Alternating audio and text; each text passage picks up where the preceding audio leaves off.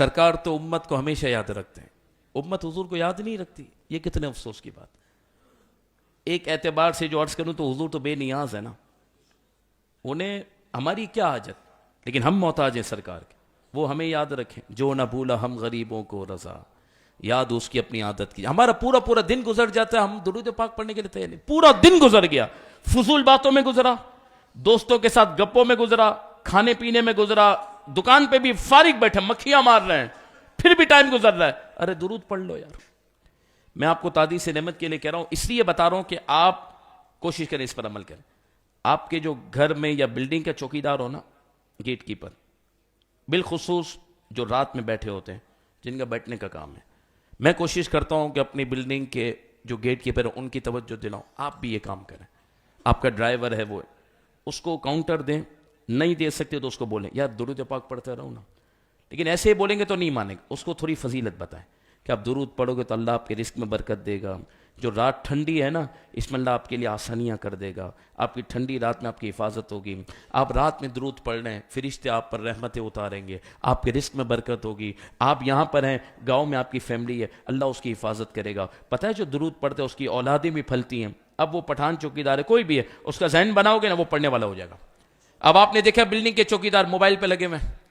کہ ان کو رات تو ٹائم پاس تو کرنا ہے بیچاروں کو، 3-4 رات بھی بڑی ہو گئی ہے،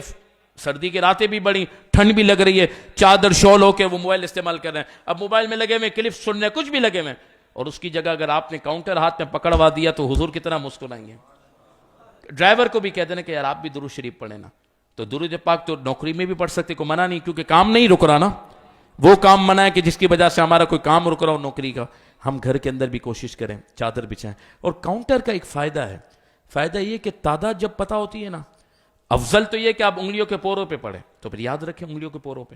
کیونکہ قیامت کے دن جب انگلیوں کے پوروں پر جو ذکر کرتا ہے نا وہ نور والے بن کر آئیں گے ہاتھ، اور قیامت کے دن یہ ہاتھ گواہی دیں گے، تو پوروں پہ پڑھنا بہت افضل بات ہے۔ لیکن اگر انگلیوں کے پوروں پہ یاد نہیں رہتا تو کاؤنٹر ہاتھ میں لے اور ایک تعداد بنائیں، کم سے کم زیادہ نہیں 5000 کم سے کم درود پاک ہفتے میں پڑھیں، اور یہ نیت کریں کہ شب جمعہ مغرب سے پہلے میں